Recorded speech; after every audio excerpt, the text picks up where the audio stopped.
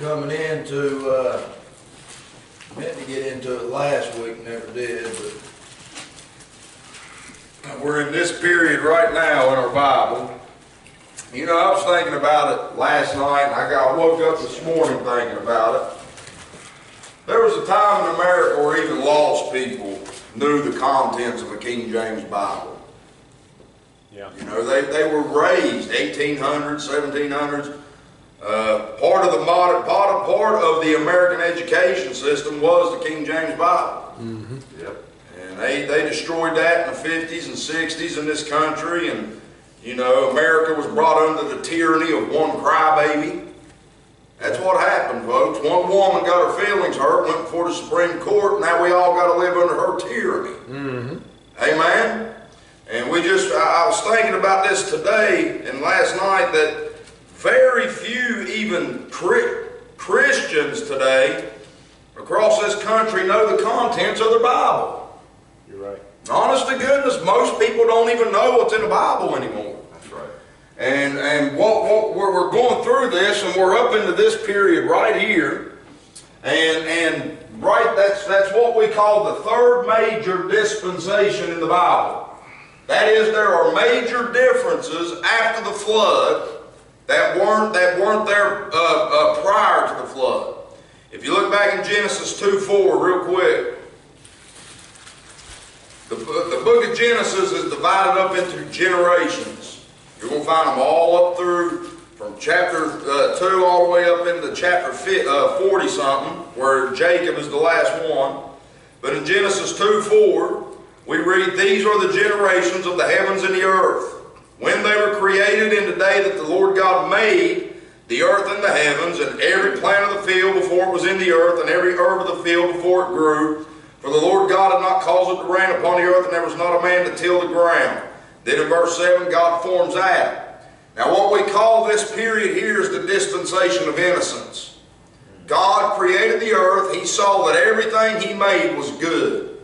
He took a man, created that man, and put that man in the garden, told him to till the ground, be fruitful, multiply, and replenish the earth. I mean, you're talking about perfection, man. No dishes. Bruckman, you say it all the time. Ladies, you didn't have no dishes to do. Yeah. No sickness, no death, no pain. Nothing. God said, one tree you can't have. Boy, they couldn't keep their hands off of it, could they? But man was created in God's image, and he was charged to replenish and subdue the earth, and it ends with Adam's disobedience. Amen. People say, oh, what a mess Adam made. You'd have done the same thing. Yep. In fact, you do the same thing to this day. Amen. And so that's the generations of heaven and earth. The dispensation of innocence ended. Amen. And so God can no longer deal with man as an innocent creature. By one man's sin entered into the world, and death by sin, and so death passed upon all men, for that all have sinned. You all sinned the day Adam did. Yeah. By one man, all sinned. When you were born into this world, you were a sinner by nature. Look at jump over to Genesis 5:1, but I want you to look at Genesis 8:21 real quick. This is why people really don't like the Bible. They don't like it. They don't ever get mad at the preacher that preaches the Bible. You know what they really get mad at? They get mad at the book the man's preaching. If you preach this book unadulterated to people, they're going to get upset. If you look in Genesis 8:21, look halfway through there. Halfway through that verse where God says, "For the imagination of man's heart is evil from his youth." That's God. That's what God thinks about mankind. God knows us. If you think that you can fool God, you got another thing coming. God knows exactly who you are and who we are. And this is what He says right here. He said, man's imagination is evil from his youth. You think them boys can fool this man? They can't. You can't either. There is in us this nature that was given to us at birth, that when Adam sinned, we all sinned in Adam. Amen? And so God cannot deal with mankind as innocent anymore. All right, look in Genesis 5:1. This is the second major dispensation right here. This is the book of the generations of Adam. This runs from Genesis 5:1 down to Genesis 6:9. It's called the dispensation of conscience. When man ate of the tree in the garden, man took on himself a knowledge of good and evil. That's what we call conscience.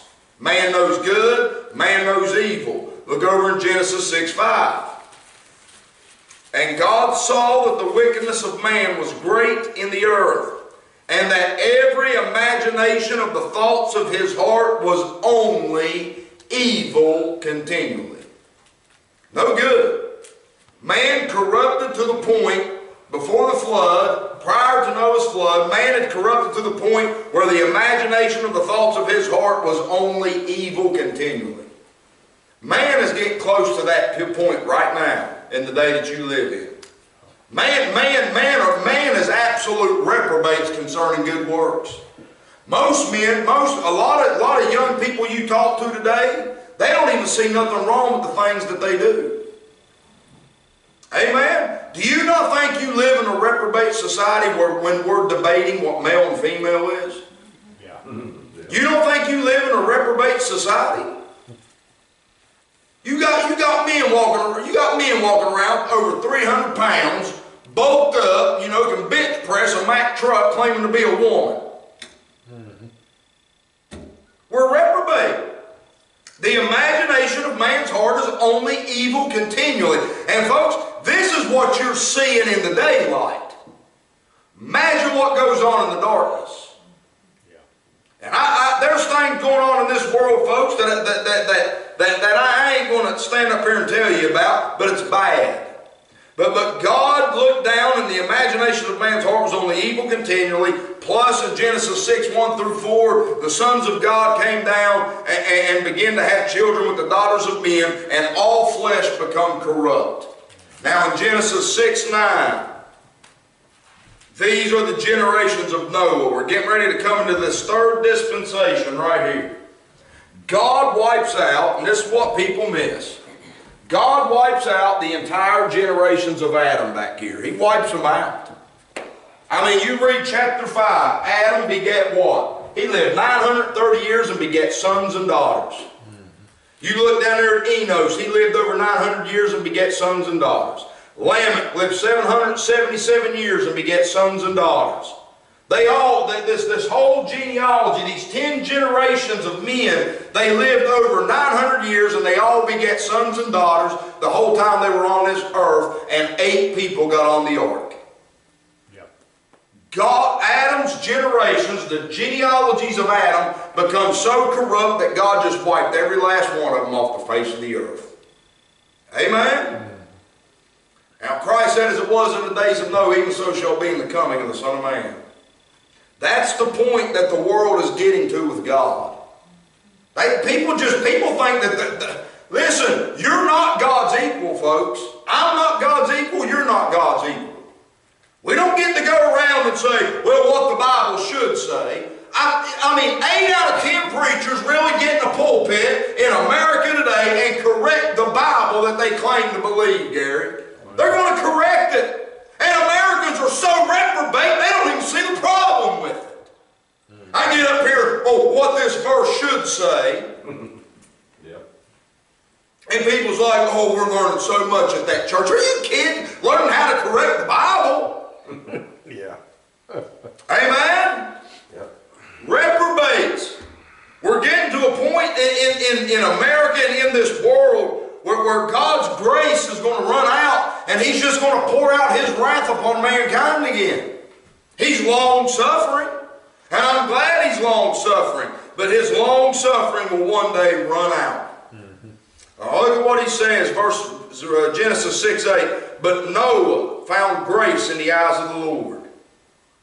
If it hadn't been for that, Noah would have been wiped out too. Amen? Noah, you know what Noah was? He was a sinner also. But Noah found grace in the eyes of the Lord. Why? Verse 9, these are the generations of Noah. Noah was a just man and perfect in his generations. That doesn't mean Noah had no sin. Perfect in his generations means that his genealogy was perfect. It hadn't been corrupted by what was going on with the sons of God. You can go back to Genesis chapter 5 and you can trace Noah all the way back up through Adam. And there was no mixture of these sons of God in the generations of Noah and his sons.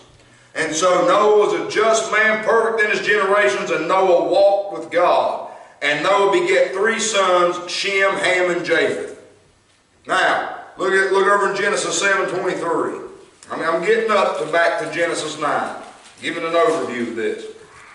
Genesis 7:23, what a verse. What a verse, man. And every living substance was destroyed, which was upon the face of the ground, both man and cattle and the creeping things and the fowl of the heaven, and they were destroyed from the earth. And Noah only remained alive, and they that were with him in the ark. What a statement. You realize what that verse is saying? You know who was with him in that ark? You were. I was. I was in the loins of those 3 sons that were on the ark with him. Yeah. You ever think about that? People think it's just a little cute kid story, you know. There ain't nothing childish about this story. God destroying a whole race of human beings on the face of the earth, and then getting 8 of them on an ark and keeping them safe. And you and I were on that ark. Had God killed Noah and his 3 sons, you wouldn't have been here. So he wasn't just showing grace to Noah. He was showing grace to you as well. Amen. You ever think about it, man? How many years transpired before I become a baby into this world? I was on this earth for 2 years before I even knew where I was. You know, just a little baby with cross-eyed wobbling his head around. I just showed up into this thing out of nowhere one day. You know? And you ever think about how fragile that you coming into this world really was? I mean, just from you go from Adam to Noah, and from Noah all the way up to you. If one person in your genealogy or your line would have died, you wouldn't have been here. You ever think about the care that God took to even get you into this world?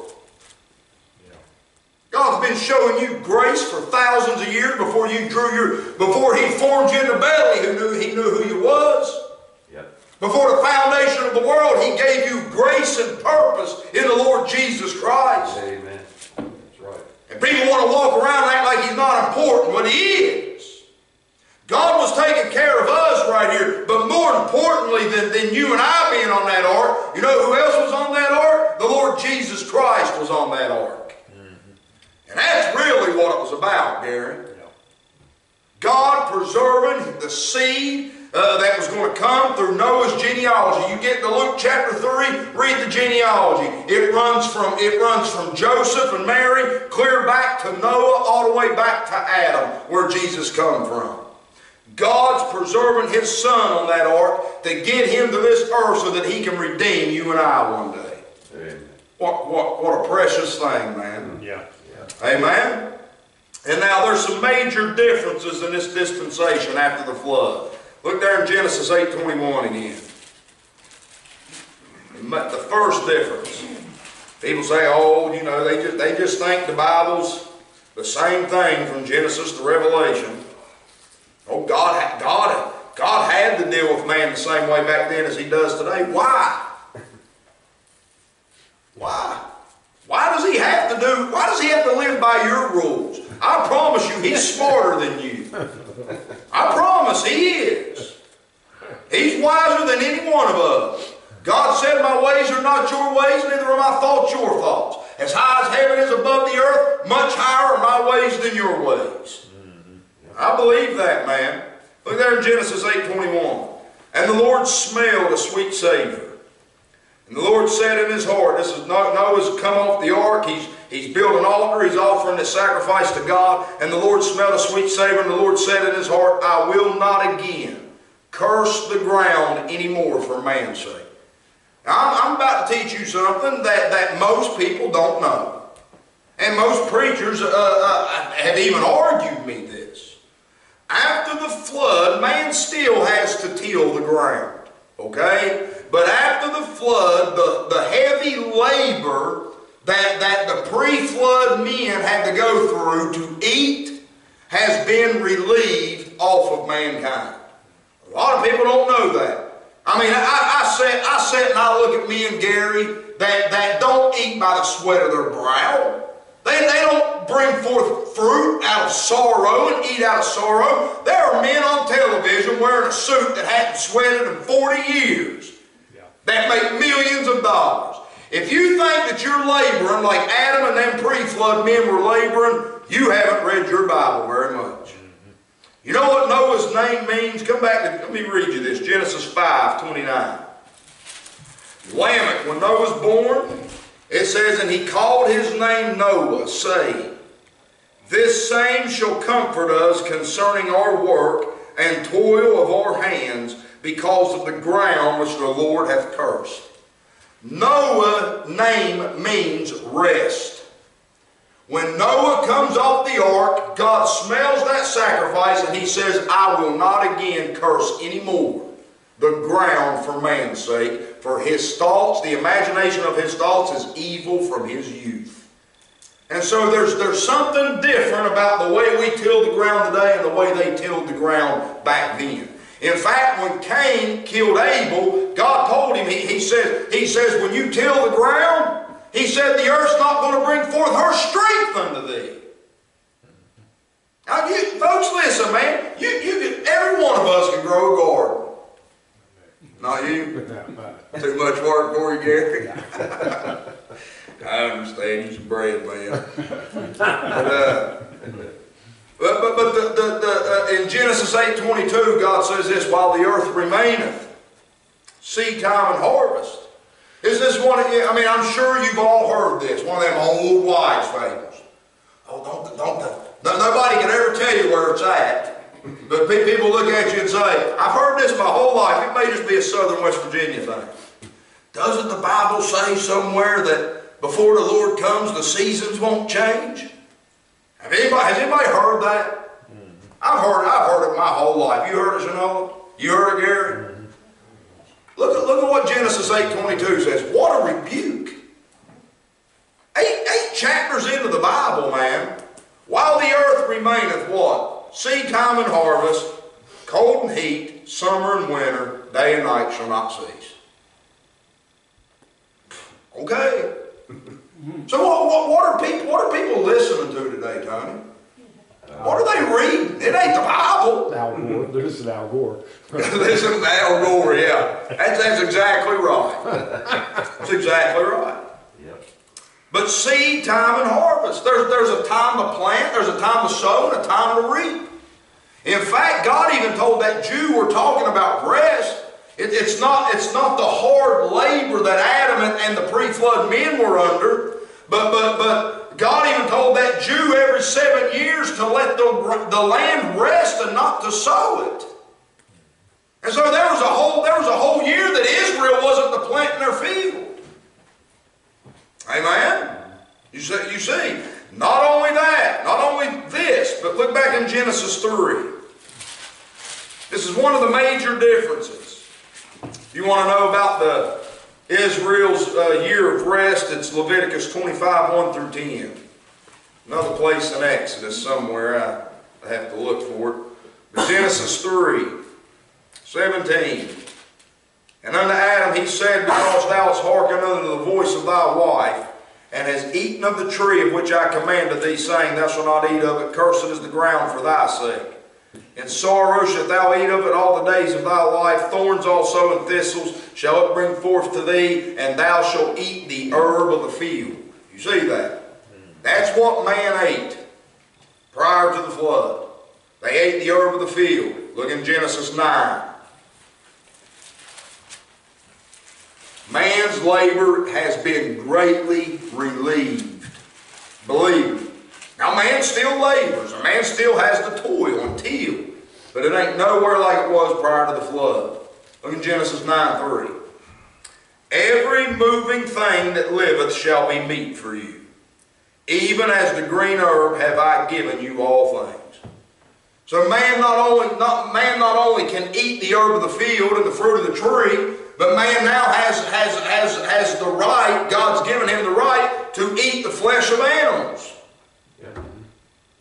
Amen? Seed time harvest, you store up your goods, you go out and kill an animal, put it in the freezer.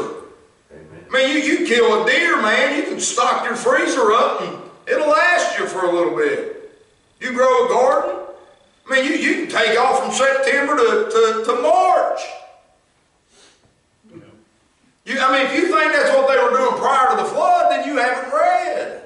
It was sorrowful to eat. I mean, when's the last time you seen somebody crying when they was eating? God told Adam he was going to eat of the ground, and in sorrow would he eat all the days of his life. Can you imagine 930 years of just laboring to eat? People look back and be like, man, what a blessing. That men lived so long. It wasn't fun. Trust me, it wasn't fun. All right? Not only that, here's another great difference. Genesis 4.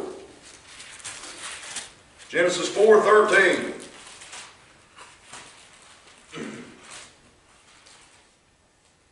These are differences in our Bible. I mean, you can't, a lot of times I think if you even read the first 10 chapters of the Bible, these people who's like, they're just dead set against dispensationalism. Oh, it's always been the same. Have you read the first 10 chapters of the Bible? Because it's clearly not always been the same. Look at Genesis 4:13. Cain said unto the Lord, my punishment is greater than I can bear. Behold, thou hast driven me out this day from the face of the earth, and from thy face shall I be hid. And I shall be a fugitive and a vagabond in the earth. And it shall come to pass that every one that findeth me shall slay me.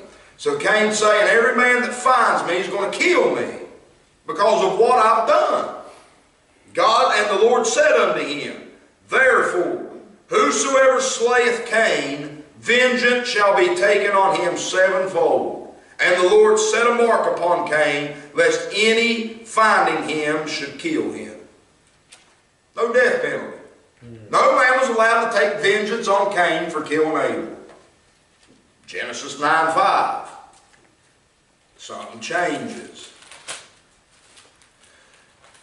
Genesis 9:5. And surely your blood of your lives will I require. At the hand of every beast will I require it. At the hand of man, and at the hand of every man's brother will I require the life of a man. Whoso sheddeth man's blood, by man shall his blood be shed, for in the image of God made he man. This is the institution of human government. Right here. There was no human government prior to the flood. Every man lived according to his own conscience. Now here's God in Genesis chapter 9. He's instituting government.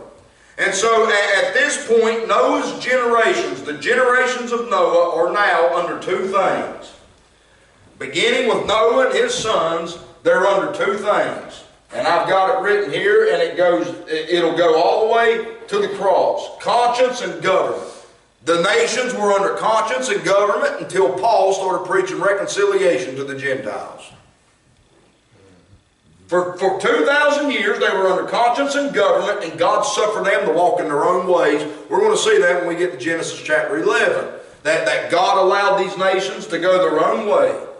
And for close to 2,000 years, the Gentiles were in a state of ignorance. They knew not God. They were aliens from the Commonwealth of Israel until Paul was sent and commissioned by God to go out into the world and preach reconciliation to all creatures. And so now the Gentiles, through Christ, can be made nigh to God by the blood of Christ. Amen. That's Ephesians chapter 2. Amen. People say, well, why would God do such a thing? Because He wanted the Gentiles to know Him, folks. He still wants the Gentiles to know Him. Mm-hmm. You know what they do? They pray to statues of Mary. So don't give me this what about the Gentiles in the Old Testament? God's always wanted to know man. Paul said in Acts chapter 17 that he separated the nations that they would seek after Him and feel after Him. if haply they might find him. God wanted man to seek him. Do you know what they do? They worship Zeus. They bow to rats in India and pray to rats. They worship cows and dig up the ancestors of their ancestors and eat the meat off of their bones. It goes on all over the world. Yeah, amen. God still wants to know us, Gary. But people don't care. People are busy doing their own thing, man. Amen? And so God institutes human government here. Man has a conscience. He has a knowledge of good and evil. But God said in Genesis 8:21 that the imagination of man's heart is evil from his youth, so he institutes government. Romans chapter 13, I'm going to read this to you. What's the purpose of government? Read it to you. You know, it ain't AOC saving us all from global warming. That ain't the point of government, I'll tell you that much. That woman can't even spell global warming. Romans 13:1, let every soul be subject unto the higher powers. For there is no power but of God. The powers that be are ordained of God. And so the powers that now is an ordinance of God. It's ordained of God. Whosoever therefore resisteth the power, resisteth the ordinance of God. If you resist the power that God ordained, you're resisting the ordinance of God, and they that resist shall receive to themselves damnation. Not hell. But I mean, these governments they're given power by God. You ain't going to beat it.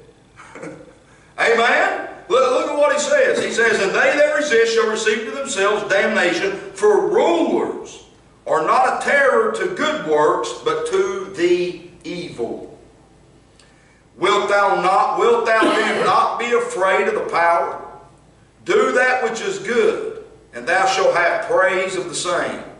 For he is the minister of God to thee for good, but if thou do that which is evil, be afraid.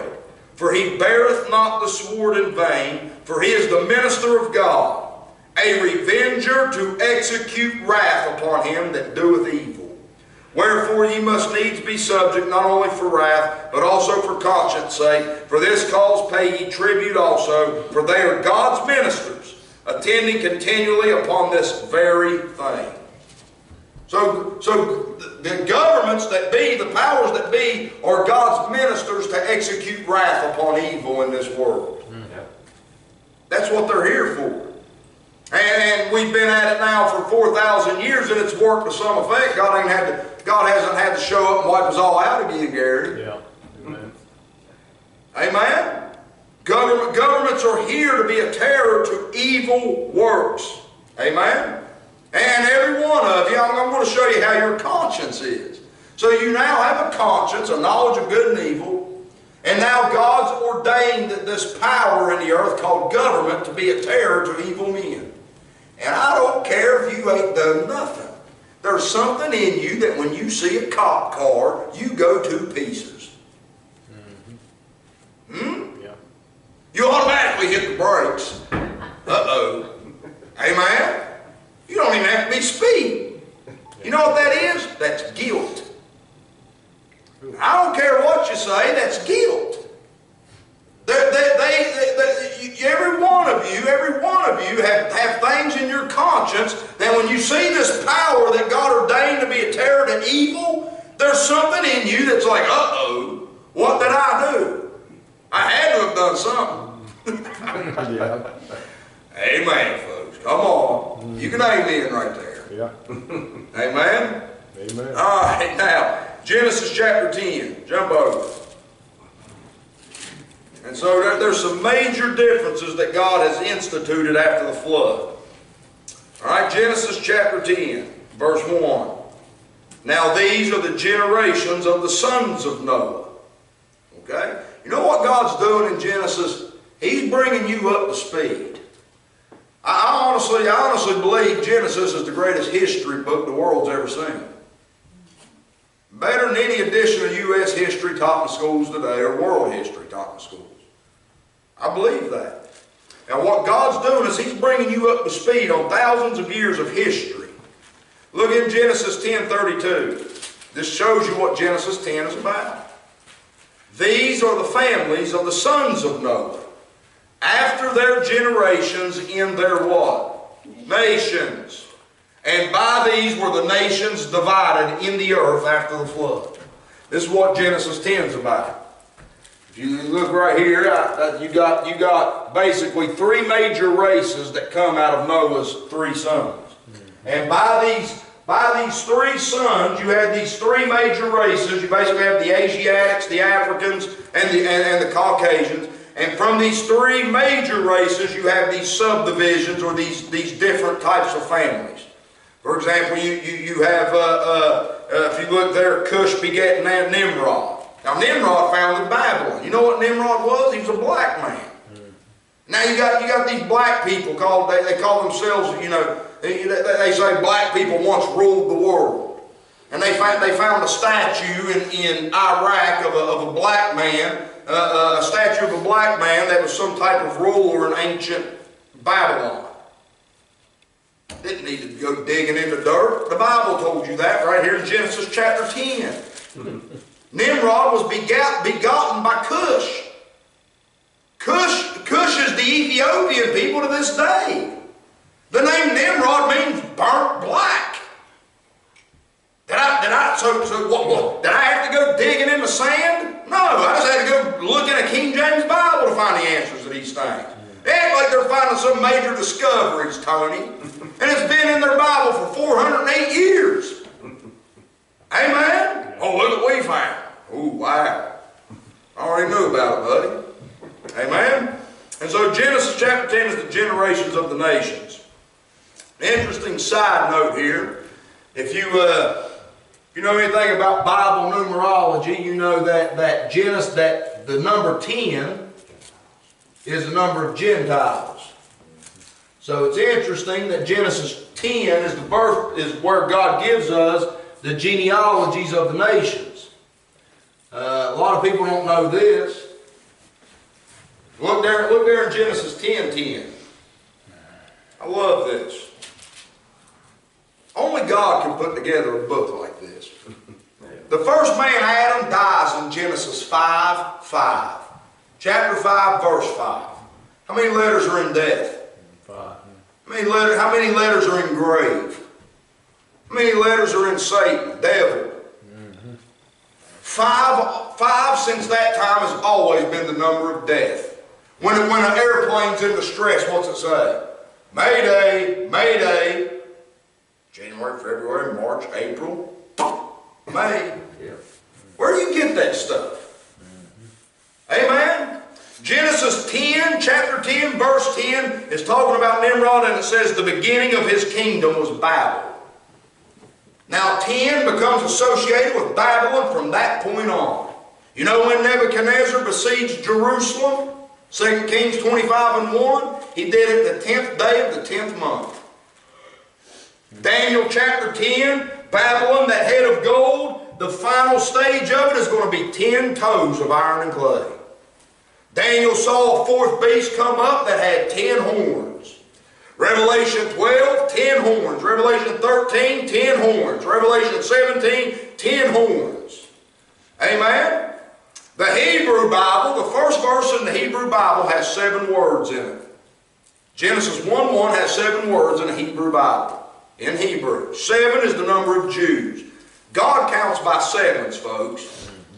Sunday, Monday, Tuesday, Wednesday, Thursday, Friday, Saturday, starts over. God always counts by 7. How does Gentiles count? We count by 10s.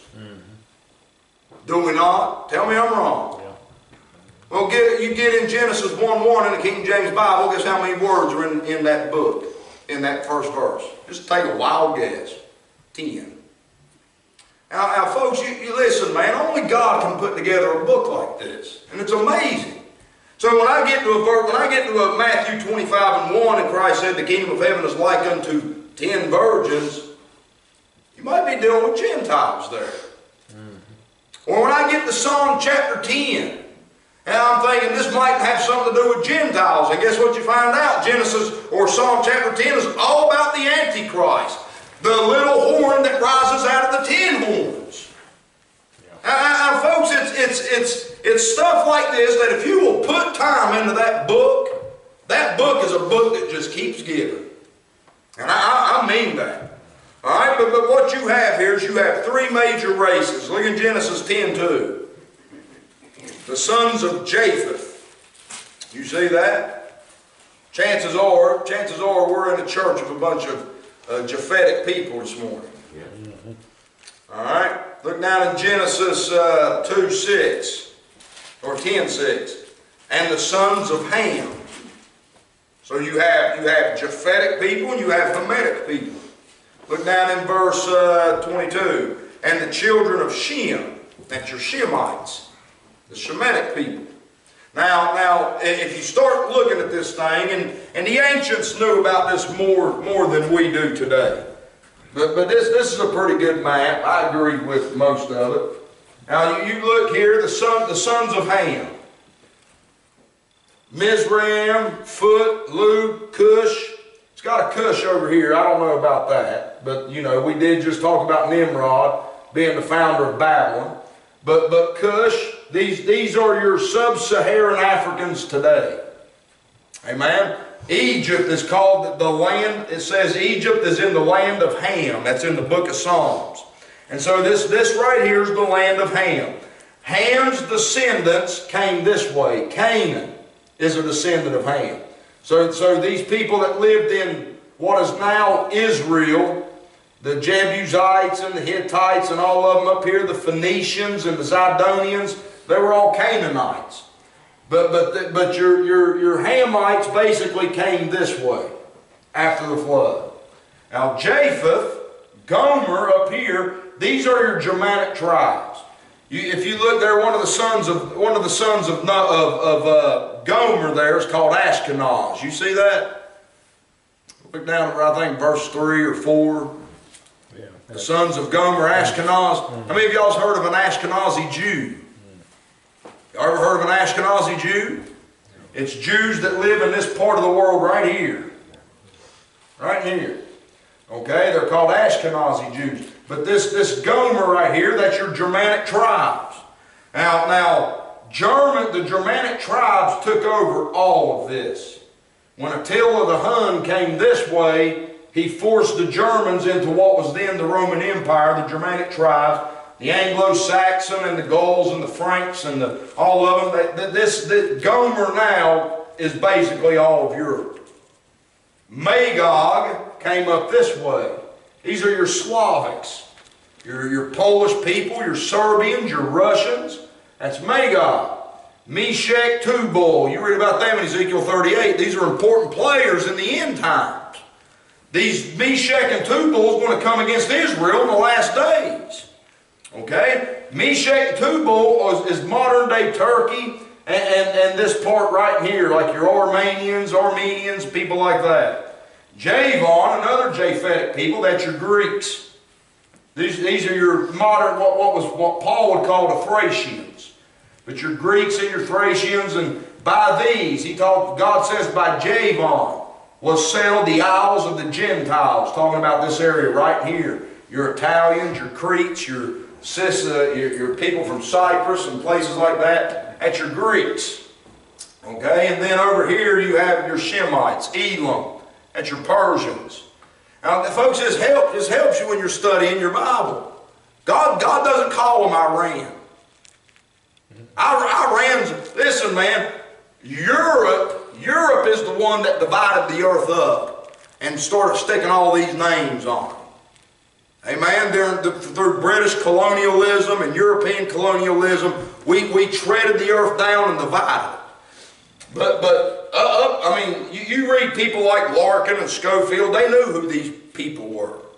You talk about Elam, these are your Persians.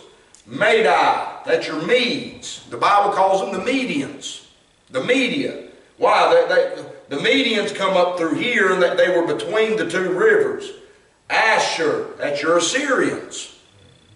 Okay? And so basically Shem went this way Japheth went this way, Japheth kept going that way.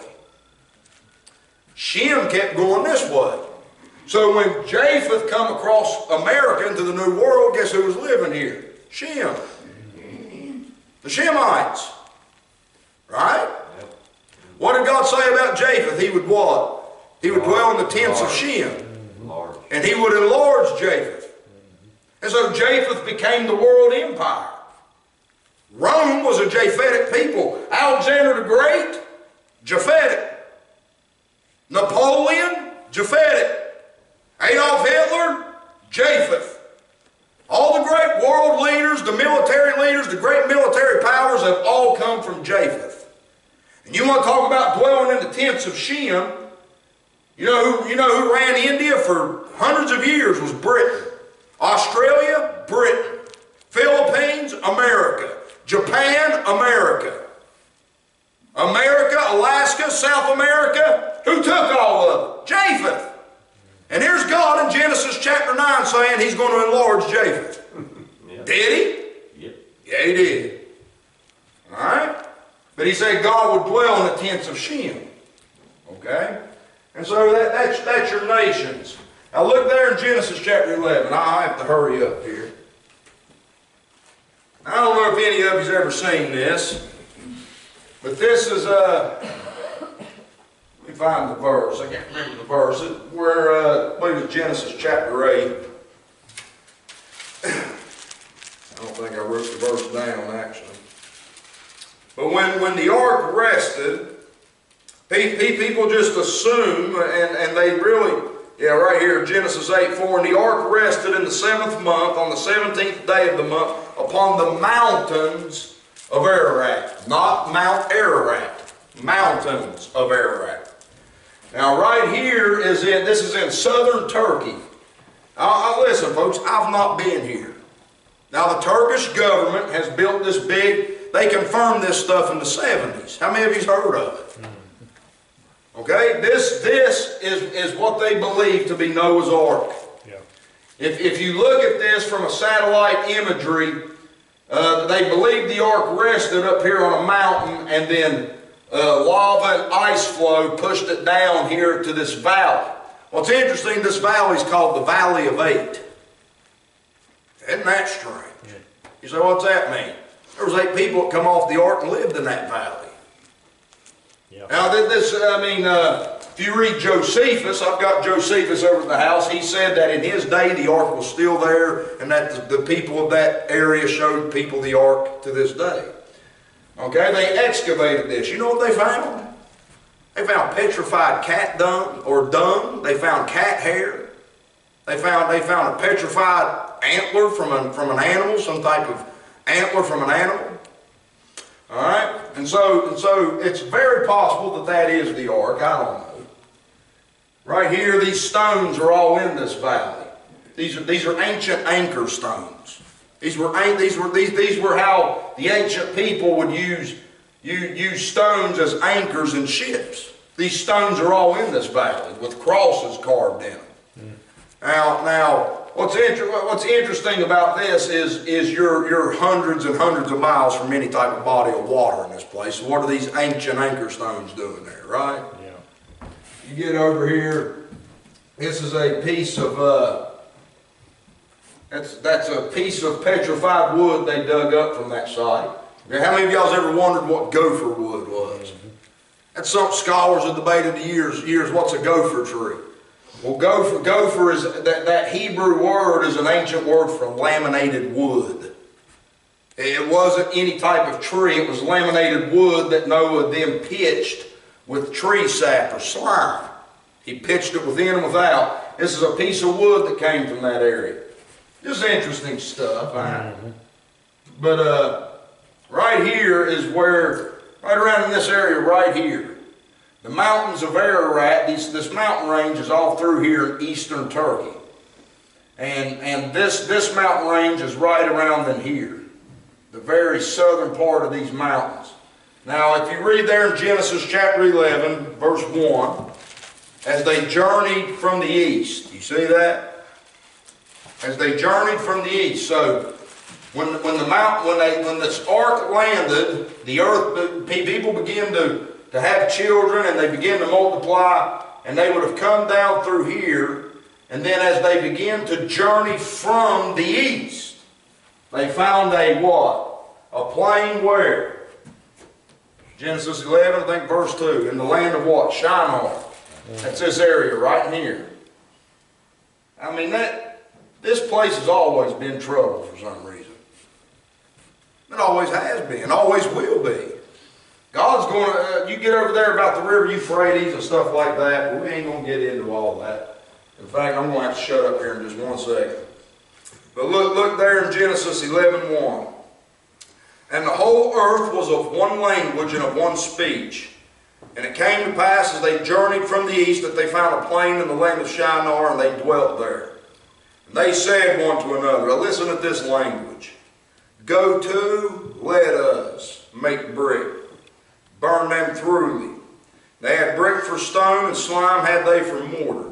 And they said, go to, let us, build us a city and a tower whose top may reach unto heaven, and let us make us a name, lest we be scattered abroad upon the face of the whole earth.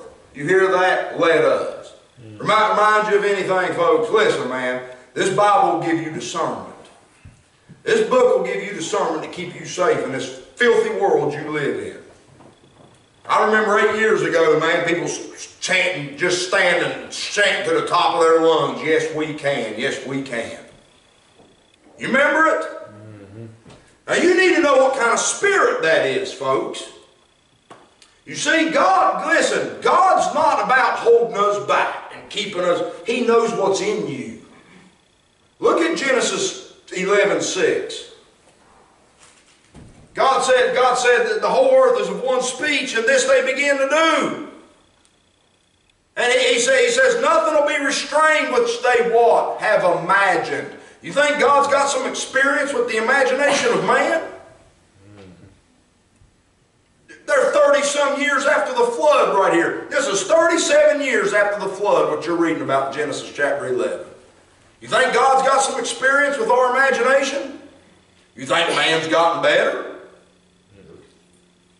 It amazes me that no matter how many times man's ways end in destruction and bloodshed, we're still willing to get behind the next man and chant, yes we can.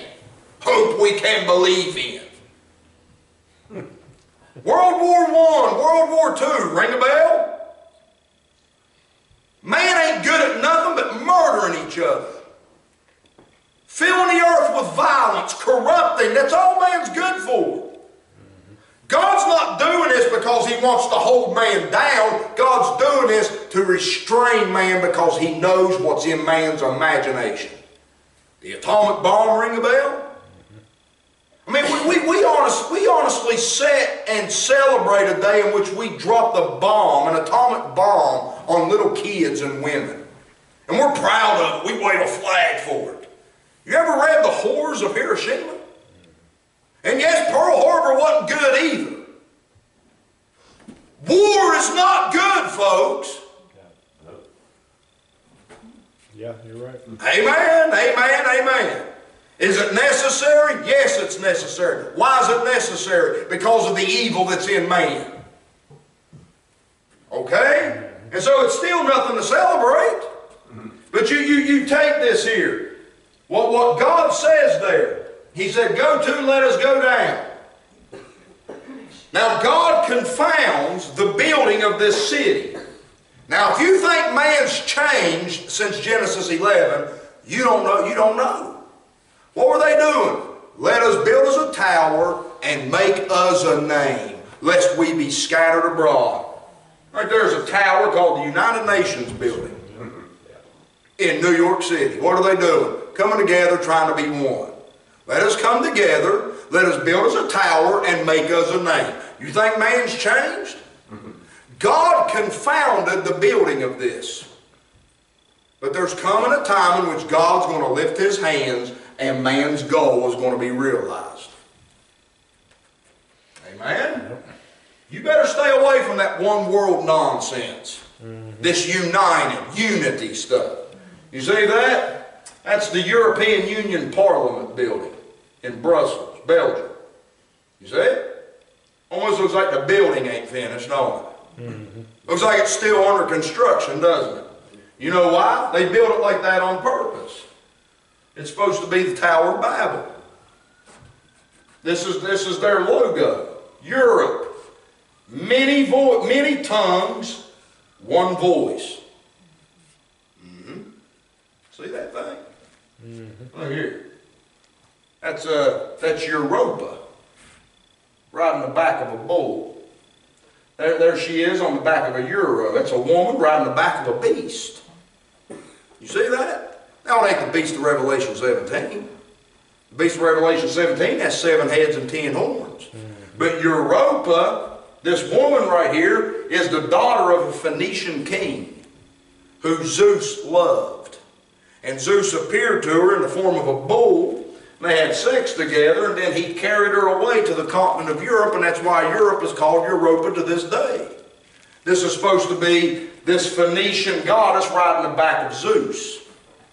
And you know what God said about that stuff? If a woman lies with a beast, what did he call it? Confusion. What's another way of saying confusion? Babel. Babylon. The woman on the back of the beast. Listen, man, this is where our ancestors came from. Yep. This is our ancestors, Europeans. Amen? We wouldn't have fared any better if we'd have come from the continent of Asia. We wouldn't have fared any better if we'd have come from Africa. Man is corrupt to the very core. The only chance you've got is being in Jesus Christ today. Amen. You don't have a chance being an American, a Mexican, a Spaniard. It don't matter. If you're not in Christ, you don't stand a chance. That's right. Amen. And that's the absolute truth about it. And so mankind, well, what God does here, and I'm done, but what's going to happen, and we'll pick up with this next week, you can get a timeline there, that about 101 years after the flood, God separated the nations. He scattered them from the Tower of Babel. You get this from seeing who Peleg is and all that. And then about 292 years after the flood, God called out Abraham. And so he gave the nations about 191 years. After he separated them, he gave them 191 years, and he saw where they were headed. When they knew God, they glorified him not as God, neither were thankful, but became vain in their imaginations. Their foolish hearts were darkened, professing themselves to be wise, they become as fools. And he called out Abraham from Ur of the Chaldees and said, I'll get to the land I'm going to show you. God had plans for that man. The nations corrupted themselves within 292 years after the flood. Yep. It was done. They were sitting around throwing their kids in the fires to Molech and worshiping all these pagan false gods. They were done. Amen. And so we'll pick up with Genesis chapter 11 next week, the Tower of Babel. Dear Father, we thank you for another day of life.